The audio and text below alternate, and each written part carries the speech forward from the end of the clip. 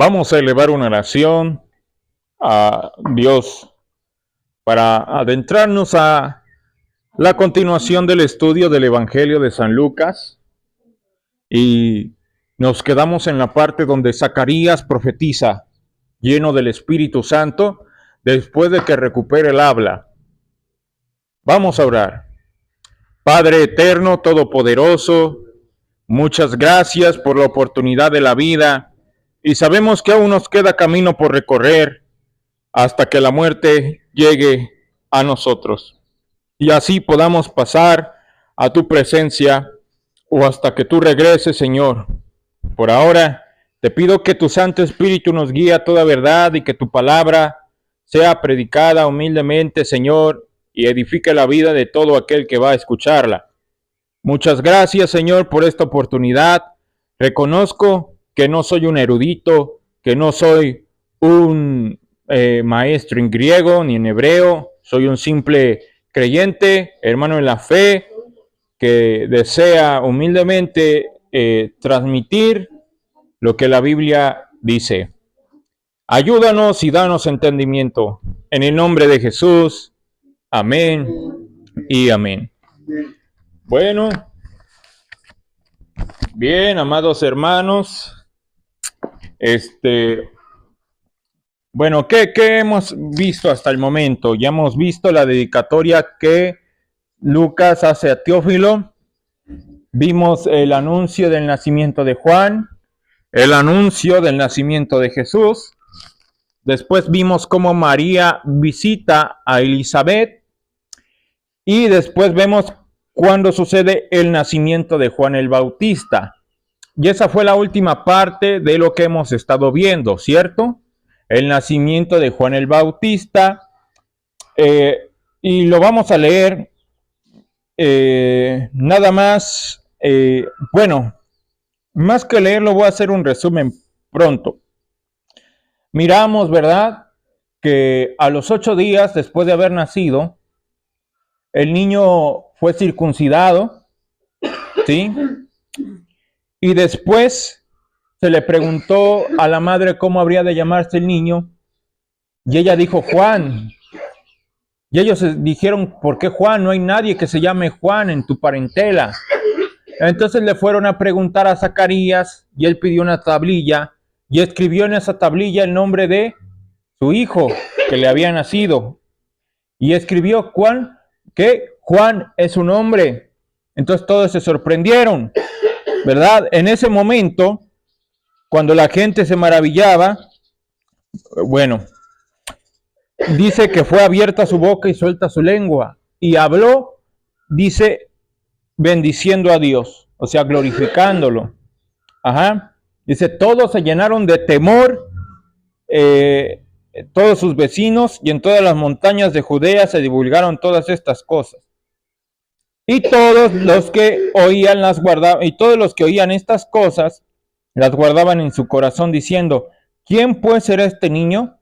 Y la mano del Señor estaba con él. Hasta ahí nos quedamos, ¿sí?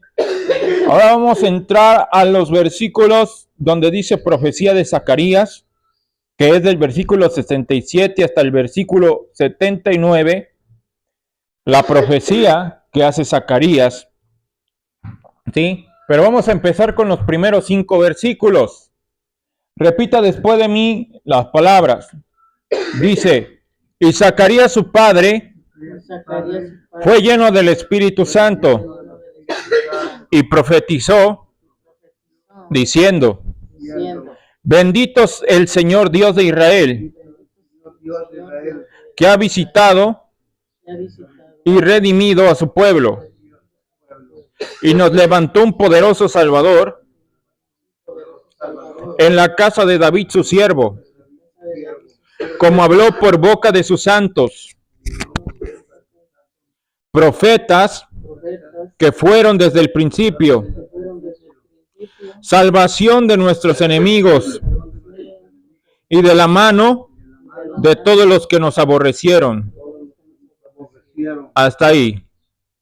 Bueno, lo primero que estamos viendo es Zacarías, su padre. O sea, está hablando en el contexto de un niño que nació, ¿verdad? Que es Juan. el Bautista. ¿Primo de quién? De Jesús. ¿Sí? Porque María y Elizabeth son parientes. Entonces, nosotros estamos viendo que Zacarías, el padre, o sea, Zacarías, padre de Juan, del niño que nació, según lo dicho por el ángel Gabriel, que fue enviado por Dios a darle esa noticia mientras él estaba haciendo su oficio como sacerdote en el santuario, ¿sí? Bueno, entonces, ¿qué estamos viendo aquí? Dice, fue lleno del Espíritu Santo. ¿Y qué hizo? ¿Se puso a dar vueltas como loco, a correr y a gritar? No, ¿sí? Dice, profetizó, ¿sí? Diciendo, ¿qué es profetizar? Pues lo que vamos a ver a continuación. Es decir, habló una palabra de exhortación, una palabra en la que bendice a Dios. Veamos, dice, diciendo, bendito sea el Señor Dios de Israel. Empieza bendiciendo a Dios. Dice, bendito sea el Señor Dios de Israel. Todos entendemos qué es esto de bendecir a Dios. ¿Y por qué Dios de Israel? Porque es el Dios de los israelitas. ¿Sí? Dice que ha visitado y redimido a su pueblo. O sea, ha visitado y redimido a su pueblo. ¿Qué es visitar? Pues, por ejemplo, yo aquí estoy haciendo una visita. En este momento estamos viendo que Zacarías está diciendo que Dios ha visitado a su pueblo. Esto lo dice por el hecho de que pues un ángel vino a ver a Zacarías y nació un niño, que nosotros sabemos que tiene el papel importante de preparar el camino del Mesías, ¿sí? Entonces ha visitado y redimido a su pueblo. ¿Qué redimir? Es comprar por precio, ¿sí? Algo a alguien. Ajá, hacer libre por precio. Ha redimido a su pueblo. Y nos levantó un poderoso Salvador. ¿Sí? Ahí está diciéndonos, dice, nos levantó un poderoso Salvador. Ahí ya estamos entendiendo que ese poderoso Salvador no está hablando de su propio Hijo. Está hablando del Salvador. Dice, en la casa de David su siervo. Y ahora entendemos bien el versículo 68. Ha visitado y redimido a su pueblo. ¿Cuántos meses de embarazo tiene María para este entonces? 3 meses. Recuerde, según lo que entendemos y hemos leído. Entonces, ha visitado y redimido a su pueblo, porque ya se está gestando ahí el Dios que se va a hacer hombre, ¿sí? El verbo encarnado en el vientre de María, ¿sí? Y nos levantó un poderoso Salvador en la casa de David su siervo. ¿Por qué en la casa de David su siervo?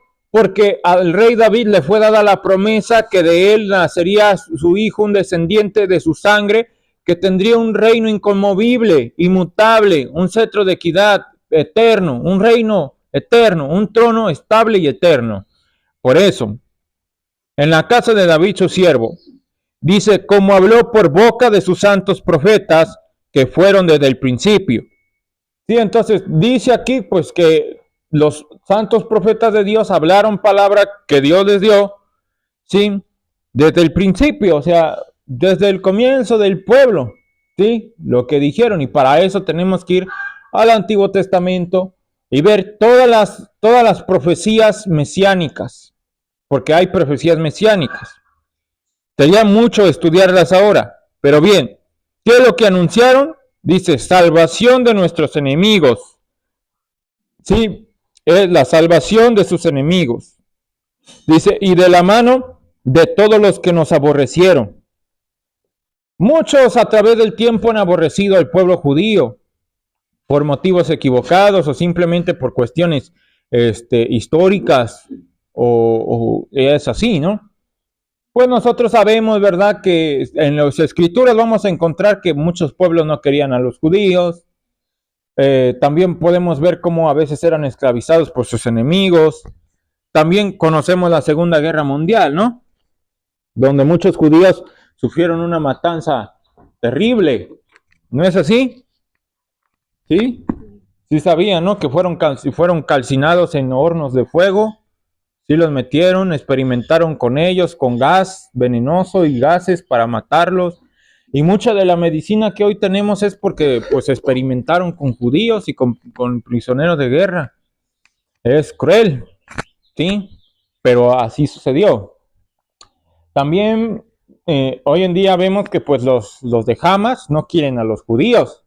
Y eso se llama, que les dice que son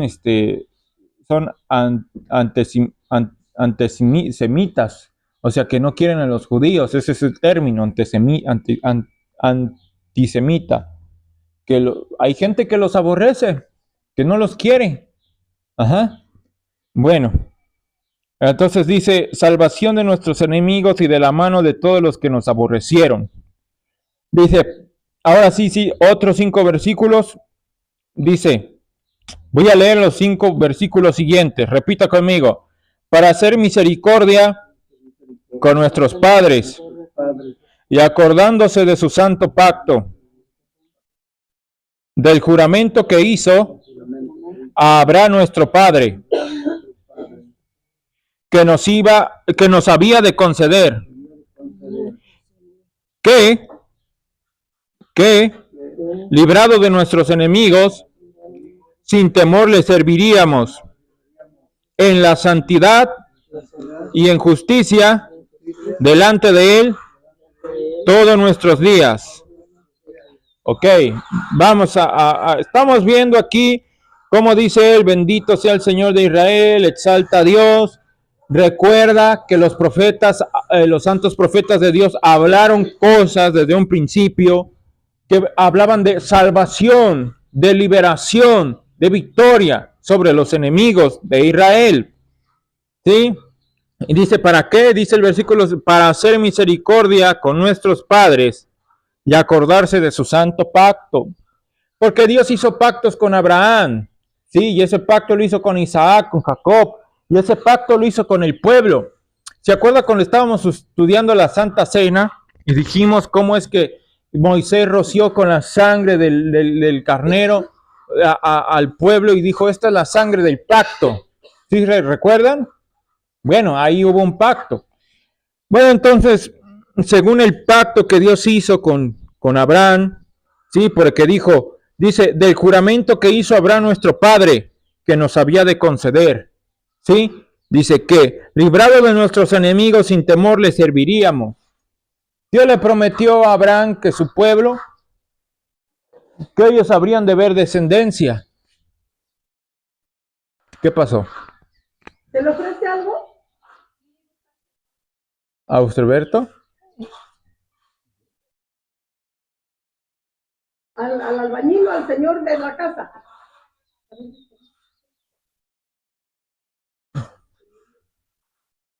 Bueno, entonces dice que librado de nuestros enemigos, sin temor le serviríamos. Entonces está hablando que Dios le dio una promesa a Abraham de que librados de los enemigos, ellos sin temor iban a servir en paz y en tranquilidad. ¿Sí? Entonces dice, le serviríamos en santidad y en justicia delante de él. ¿Sí?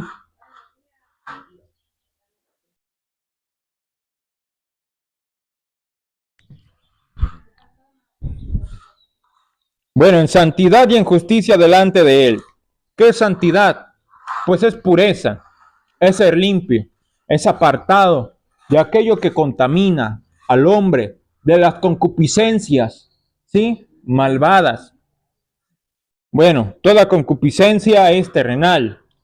Dice, y en justicia delante de él. ¿Y qué es justicia?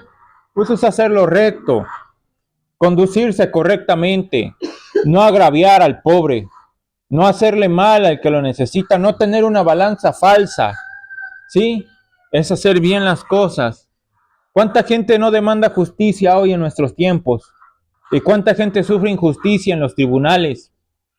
¿O cuánta gente injustamente está pagando por un crimen o un delito que no hizo? ¿Cuánta injusticia hay en nuestro mundo? Sí, hasta los animales sufren. ¿Sí? Bueno, pero dicen santidad y en justicia delante de él todos nuestros días. Entonces la promesa que Dios le dio a Abraham es que él, su descendencia, le iban a servir sin temor, sin miedo, con libertad, pero en santidad, en justicia, todos los días de todos sus días, ¿sí?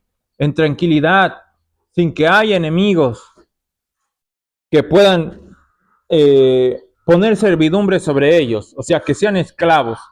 Para este momento nosotros tenemos que entender en qué situación política se encontraban los judíos. ¿En qué situación política se encontraban los judíos, amados hermanos? Ya le hemos dicho algunas veces qué contexto histórico político estamos viendo en este tiempo, según el tiempo de Zacarías. ¿Alguno o lo correspondo yo? Recuerden que ellos estaban oprimidos bajo el imperio romano y ellos pagaban impuestos a Roma, ¿sí? Y si no pagaban sus impuestos, ¿qué les pasaba? Pues les quitaban sus casas, sus cosas, todo, sus tierras, sus negocios, sus animales, todo lo que tuvieran se los quitaban y los dejaban sin nada, ¿sí? Y pues se quedaban así, tristes, solos, sin nada, si no pagaban impuestos. Aparte de eso, también estaban gobernados por un edomita, que no era un rey judío. ¿Cómo se llamaba ese rey? Herodes el Grande, ¿sí? Era malo. Bueno, con su astucia y su conocimiento logró hacerse del poder, pero él no era legítimo heredero al trono de David ni a ningún trono porque no era judío, ni era de la realeza, pero tuvo astucia política y los romanos al ver que podía ser provechoso para sus intereses, lo pusieron como líder del pueblo judío. Ese es el contexto histórico. Pero bueno, estamos viendo que aquí Zacarías está lleno del Espíritu Santo diciendo que el Señor los ha visitado, los va a librar, porque se acordó de su pacto. Y está hablando del Mesías, ¿sí? Está hablando de Jesús, que habría de nacer. Por ese tiempo ya dijimos, 3 meses de embarazo llevaba María, el niño ya había nacido, ya llevaba 8 días fuera, ¿sí? Bueno, y ahora sí, el versículo 76 al 80, lea conmigo. Y tú, niño, profeta del Altísimo serás llamado, porque irás delante de la presencia del Señor para preparar sus caminos, para dar conocimiento de salvación a su pueblo, para perdón de sus pecados, por la entrañable misericordia de nuestro Dios, con que nos visitó desde lo alto la aurora, para dar luz a los que habitan en tinieblas y en sombra de muerte, para encaminar nuestros pies por camino de paz. Hasta ahí. Ahora nosotros estamos viendo que pasa de hablar del Mesías, de lo que Dios iba a hacer, de cómo habla de las promesas que Dios habrá de cumplir porque va a traer a este niño a nacer. Después, Zacarías, lleno del Espíritu Santo, habla de su propio hijo. Por eso dice, y tú, niño, profeta del Altísimo, serás llamado. ¿A quién se está refiriendo? A Juan, a su propio hijo. Él, lleno del Espíritu Santo, se está dirigiendo a su propio hijo Juan, que tiene 8 días, ya nacido, ¿sí? Ya circuncidado en ese momento en el que pudo hablar, y le dice, tú niño, profeta del Altísimo, serás llamado. O sea, profeta de Dios serás llamado. Dice, porque irás delante de la presencia del Señor. O sea, ¿qué es ir delante? Ir enfrente. Es como si yo le dijera, ahorita yo me adelanto, hermano, ahí me alcanza. ¿Sí? Pues ahí es. Irás delante de la presencia del Señor. Es como cuando dice, prepárame el camino, yo voy a llegar y ¿dónde está el presidente? ¿O dónde está el gobernador? ¿O dónde está tal persona? Bueno, ella viene detrás de mí, pero yo vengo a prepararle todo. Y ya la gente sabe que va a venir. Ajá. Y lo esperan impacientemente porque va a venir alguien importante, pero también esa persona pues fue a preparar ese lugar para que lo atiendan. Bueno, porque irá delante de la presencia del Señor. ¿Para qué? Para preparar sus caminos. ¿Cuál es el propósito? Que ya lo veníamos diciendo antes, pero ahora aquí lo estamos mencionando de la propia boca de Zacarías, que está lleno del Espíritu Santo. ¿Cuál es el propósito de su hijo que le nació? Preparar el camino, los caminos para el Mesías. Dice, para dar conocimiento de salvación a su pueblo. Para dar conocimiento, ¿sí? De salvación a su pueblo. Es decir, les va a transmitir un conocimiento que los va a ayudar a alcanzar la salvación. Así de simple. Para perdón de sus pecados. ¿Y el fin de ese conocimiento para qué es? Para perdón de sus pecados. Así de simple. ¿Sí? Recuerden que pues el pueblo ofrecía sus sacrificios y constantemente también había sacrificios por los pecados. ¿Sí? Bueno, a esto vino el niño. Dice, por la entrañable misericordia de nuestro Dios. Ahora, ¿qué es? ¿Qué es lo que hace que esto sea posible? Pues aquí dice Zacarías, por la entrañable misericordia de nuestro Dios. ¿Qué es entrañable?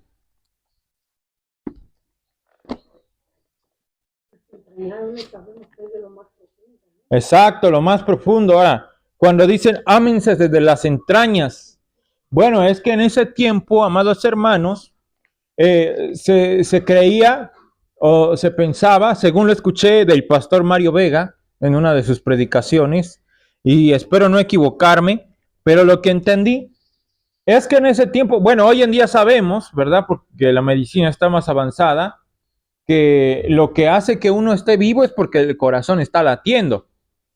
Pero en ese momento, en ese tiempo, se creía que todas las emociones estaban aquí en el estómago, que todo lo que de aquí vivíamos, que aquí estaba el corazón, por así decirlo, que por eso, que es lo que creo que entendí. Y precisamente se decía, ámense con las entrañas. ¿Por qué? Porque se pensaba que eso era lo que mantenía vivo al hombre desde las entrañas, porque pues es la parte más, se pensaba que era la parte más vital. Y por eso entrañablemente es como desde lo más profundo de tu ser. Sí, así es. Entonces, por el entrañable misericordia de Dios, o sea, por un favor que no se merece de nuestro Dios, con que nos visitó desde lo alto la aurora. Buenos días. Entonces dice, para dar luz a los que habitan en tinieblas y en sombra de muerte. ¿Cuál es el fin? Pues es sencillo, hermanos. El fin es que Juan Bautista y Jesucristo, primeramente Juan va a preparar el camino para el Mesías, cosas que ya sabemos. Es necesario, ¿verdad? Yo no sé cuántas más oportunidades tenga de venir, porque pues tengo que trabajar también ya. Pero no sé cuántas más oportunidades tenga. Pero es necesario fundamentarnos bien en el Evangelio, para que después podamos conocer la doctrina paulina y después podamos entender el libro de la profecía, lo que es la escatología. ¿Sí? Bueno, entonces en primer lugar, para dar luz a los que habitan en tinieblas y en sombra de muerte. ¿Y qué es habitar en tinieblas o en sombra de muerte? ¿Qué entienden por eso? ¿En la oscuridad de qué? Porque ciertamente entendemos oscuridad, pero ¿oscuridad de qué? ¿Qué son? Sí, es la oscuridad, está bien, pero ¿cuál oscuridad? La oscuridad que pues no estamos preparados. Los hombres están en la oscuridad, es decir, no están en la luz de la verdad, no están en la luz de Dios, no están en la luz del Padre, ¿sí? ¿Y por qué? ¿Por qué están en tinieblas? Pues porque están precisamente en desconocimiento de quién es Dios. Y si mueren así, van a ir a las tinieblas de afuera. Porque hay un pasaje que dice, irán a las tinieblas de afuera y allí será el lloro y el crujir de dientes. Porque están en tinieblas y si mueren en tinieblas no van a poder ver la luz de la gloria de Dios o habitar en ella, estar en ella. Y dice, y en sombra de muerte. Bueno, pues porque el pecado trae muerte y estar apartado de Dios, no tener conocimiento de Él que existe, pero no solamente no tener conocimiento, sino saber quién es. Porque recuerda que en ese tiempo la gente estaba habituada mucho a la idolatría, al politeísmo.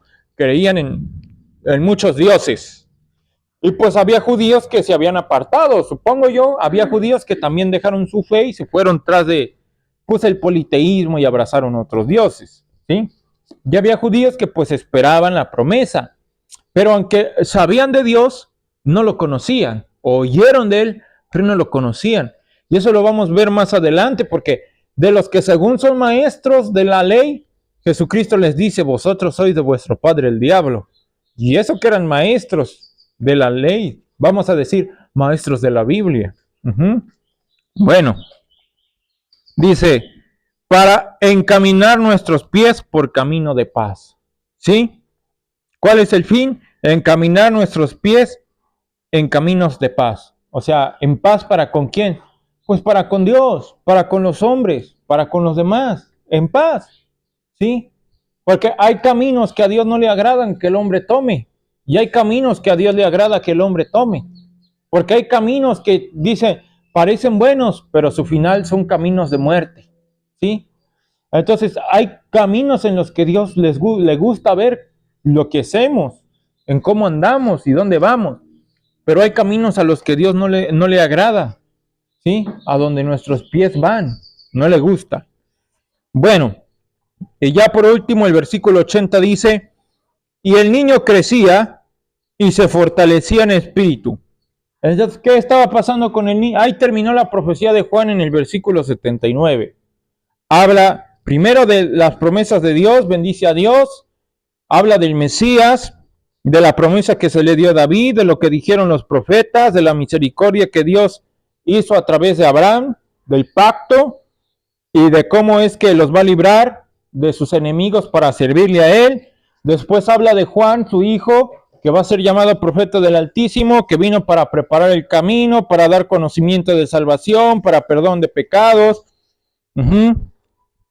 Bueno, por la entrañable misericordia de Dios con que nos visitó desde lo alto la aurora, ya dice, para dar luz, para encaminar nuestros pies a la paz. Está hablando del niño y al parecer a lo último, pues también está hablando de Jesús, porque Él es el que perdona los pecados, pero pues también Juan de alguna manera bautizaba para arrepentimiento y perdón de pecados, también Juan bautizaba, ¿sí? Bueno, un pasaje complicado para mí en algunos puntos, sinceramente lo tengo que decir,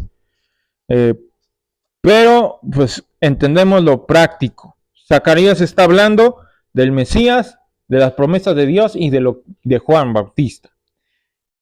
Ahora dice el versículo 80, repita conmigo, y el niño crecía y se fortalecía en espíritu, y estuvo en lugares desiertos hasta el día de su manifestación a Israel. Ahora vamos a ver, dice, el niño crecía. ¿Qué es crecer, hermano? ¿Qué se refiere con que el niño crecía?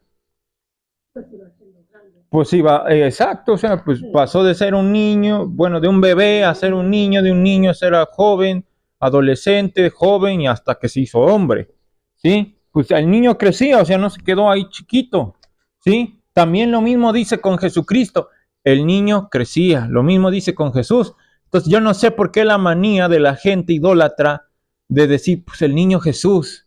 Pues si Jesús no se quedó como un niño, la Biblia dice que Jesús creció, no se quedó como un niño, pero a la gente le gusta estar cargando sus muñecos de yeso y que no, que hay que vestir al niño Jesús y hay que ponerle su vestidito y su...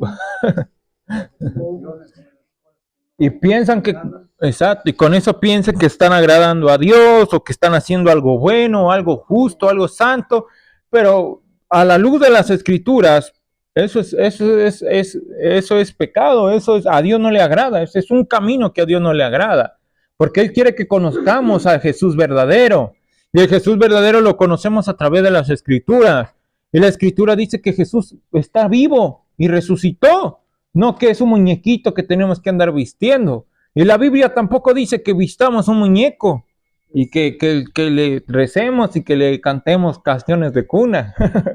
Porque la verdad, pues no sé qué tanto le hacen, pero creo que sí, como que lo mecen y cosas así les hacen.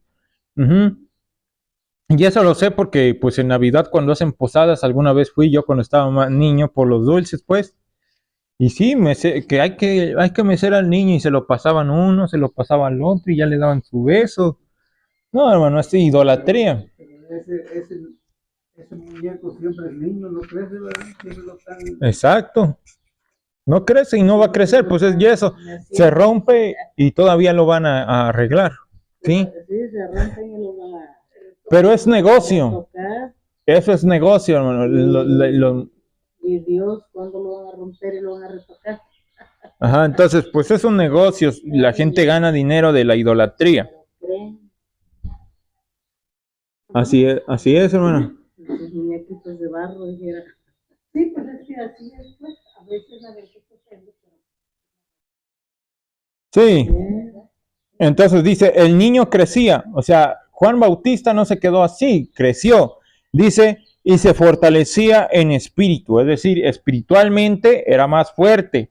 Su vida espiritual se fortalecía en espíritu, en su comunión con Dios. Dice, y estuvo en lugares desiertos. ¿Qué lugar desiertos?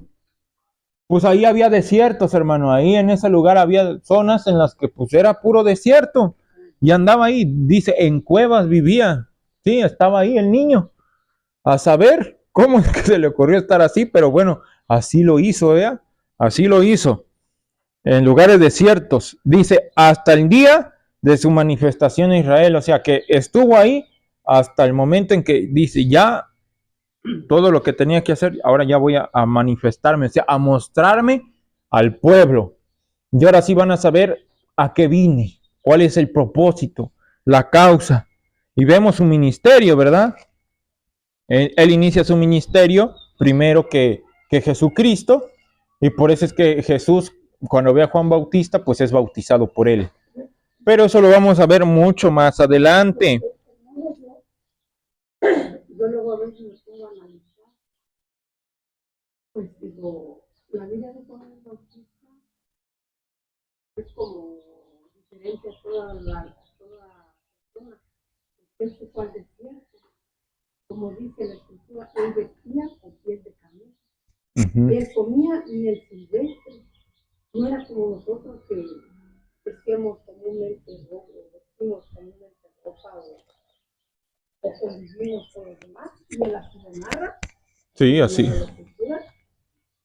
Entonces, con su vida fue totalmente diferente porque él fue un niño, ya un profeta más que vino a limpiar los caminos de nuestro Señor. Bueno, no limpiar, a preparar. Sí, entonces, sí, se conoce ese tipo de vida que tuvo Juan como austera, una vida austera, es decir, privada de los placeres de comer, de placeres. De hecho, tengo un estudio, creo que en mi teléfono tengo un estudio de todo, ese tipo de placeres como, más adelante lo vamos a ver, pero por ejemplo, ¿qué había en ese tiempo? Había pescados, salmones, había panes, dulces, pasteles, ya había galletas, había todo tipo de frutas, había aguas de sabor, había vino, licores, había otras cosas, muchas cosas que se podían comer, pero él se abstenía de todos esos placeres. Todo eso no lo comía. No se menciona en la Biblia si comía o no comía frutas, porque tampoco lo dice, pero lo único que es que la Biblia lo único que dice y se limita a decir es que nada más comía langostas y miel silvestres, nada más, ¿sí? Y no, pues obviamente tomaba agua, ¿no? Pero no sabemos si de frutas o no, de sabor o simplemente agua simple. El punto es que se supone, así lo tengo entendido, se me ha transmitido y yo lo enseño también y lo creo así, pues que él simplemente se privó de todo eso para cumplir su propósito, ¿sí? Se abstuvo de todo eso y pues literalmente vivió como Elías vivió, ¿sí? Elías vivió apartado de todos, ¿sí? No vivió en los lujos ni en los placeres, ni, o sea, hablamos del placer, pero no placer del placer del pecado, sino de placeres de poder comer cosas ricas y cosas que privó de todo eso. Porque o no, usted come algo que le gusta y dice que es rico estos chilaquiles con huevos estrellados, o este quesito que sabe bien, o esta comida, o esto que me estoy comiendo. Pero él se privó de todo eso, ¿sí? Y pues así vivió. Y pues langostas, recuerde que son los insectos, esos que se comen la hierba, que parecen grillos, chapulines grandotes. Eso es lo que comía. Entonces, pues tiene un paralelismo con Elías, porque Elías vivió igual que él. Igual, comían lo mismo y vestían igual. También Elías vestía piel de camello. También. Y bueno, en esta cuestión, pues lo que podemos ver, ¿qué hora es, hermanos? Pues lo que podemos ver es que Jesús pues no vivió como Juan. Jesús sí comió, Jesús sí participó, sí. Está bien, hermano. Sí, estuvo bien. Pero eso lo vamos a ver más adelante cuando hablemos de Jesús, porque después de este capítulo que ya vamos a finalizar pronto, pues lo que estamos viendo, ¿verdad? Aquí es sencillo. Aquí estamos hablando de la profecía de Zacarías y ya después, posteriormente, vamos a hablar del nacimiento de Jesús. Porque ya estamos hablando del nacimiento de Juan, profecía de Zacarías. Ahora, ¿en qué momento de la profecía Zacarías dijo, te voy a dar un auto, vas a tener una casa gigante y vas a vivir como un rey? Nunca le dijo eso, ¿sí? Esto es una profecía, hermanos, de verdad. Y ahora nosotros vemos que, yo quiero comentar, o sea, no vamos a encontrar profecías así. Sí va a haber profecías en las que el Señor bendice a algunos, pero no es lo habitual, vamos a llamarlo así. Dios quiere nuestro bien, sí, pero sus profecías son para darle la gloria a Él y para cumplir un plan, un propósito, hacer algo.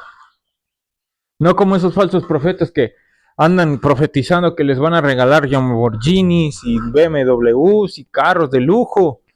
Eso es mentira, ¿sí? Bueno, hermanos, vamos bueno, antes de dar gracias a Dios, quisiera leer en esta versión. Ya sabe que me gusta leer. Ya nomás leo estas versiones y damos por concluido esta lectura de hoy. Así que, pues nomás lo leo y terminamos. Aquí dice el canto de Zacarías, que es la profecía. Dice, Zacarías, el padre del niño, lleno del Espíritu Santo y hablando en nombre de Dios, dijo, bendito sea el Señor Dios de Israel, porque ha venido a salvar a su pueblo. Nos ha enviado un poderoso Salvador, un descendiente de David, su siervo. Esto es lo que había prometido en el pasado por medio de sus santos profetas, que nos salvaría de nuestros enemigos y de todos los que nos odian, que tendría compasión de nuestros antepasados y que no se olvidaría de su santo pacto. Y este es el juramento que había hecho a nuestro padre Abraham, que nos libraría de nuestros enemigos, para servirle a él sin temor alguno y estar en su presencia con rectitud y santidad todos los días de nuestra vida. En cuanto a ti, hijito mío, serás llamado profeta del Dios Altísimo, porque irás delante del Señor preparando sus caminos, para hacer saber a su pueblo que Dios les perdona sus pecados y les da la salvación, porque nuestro Dios, en su gran misericordia, nos trae de lo alto el sol de un nuevo día, para dar luz a los que viven en la más profunda oscuridad. Dice, para dirigir nuestros pasos por el camino de la paz. El niño crecía y se hacía fuerte espiritualmente, y vivió en los desiertos hasta el día en que se dio a conocer a los israelitas. Ahora vamos a ver, aquí tengo algunas, en pie de página, tengo algunas notas. Vamos a ver, el versículo 76 dice, porque irás delante del Señor preparando sus caminos, y dice Malaquías 3:1. Vamos al profeta Malaquías, lo voy a leer, Malaquías 3:1. Malaquías es el último libro del Antiguo Testamento. Y escuche lo que dice Malaquías 3:1. Dice así, el profeta Malaquías 3:1 dice, el Señor Todopoderoso dice, voy a enviar mi mensajero para que me prepare el camino. ¿Ya escucharon? Dice, voy a enviar mi mensajero para que me prepare el camino. ¿Quién está diciendo eso? El Todopoderoso dice, voy a enviar ¿Sí? Mi mensajero para que me prepare el camino. ¿Y a quién le está preparando? ¿Quién es el mensajero que fue enviado? ¿Y a quién le está preparando el camino? ¿Y Jesucristo quién es? Dios. Porque si la escritura dice, dijo el Dios Todopoderoso, voy a enviar mi mensajero para que me prepare el camino. Ahí está otra prueba de que Jesús es Dios. ¿Sí? Pero recuerde, Padre, Hijo y Espíritu Santo.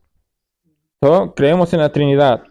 Bueno, ahora bien, en el versículo 79 dice, para dar luz a los que viven en la más profunda oscuridad. Y tenemos ahí Isaías capítulo 9, versículo 2. Isaías capítulo 9, versículo 2. Vamos a ver ahí cómo es que se relacionan estas palabras que se están mencionando aquí en Lucas por parte de Zacarías, que ya fue anunciadas anteriormente por los profetas.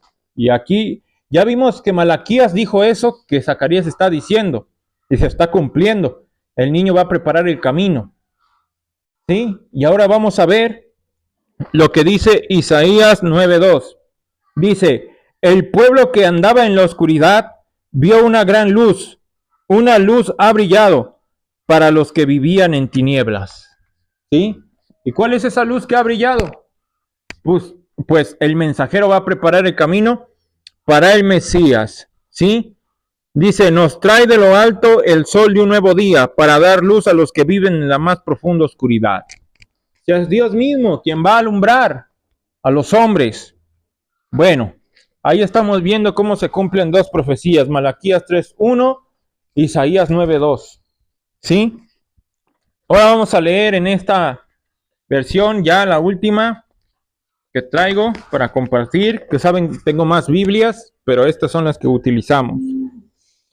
Bueno, dice, profecía de Zacarías, ya casi para concluir, dice, entonces su padre, Zacarías, lleno del Espíritu Santo, se llenó del Espíritu Santo y dio la siguiente profecía. Alaben al Señor, el Dios de Israel, porque ha visitado y redimido a su pueblo. Nos envió un poderoso Salvador, del linaje real de su siervo David, como lo prometió, mediante sus santos profetas hace mucho tiempo. Bueno, en el versículo 69, donde dice Salvador, dice aquí en griego, has levantado un cuerno de salvación para nosotros.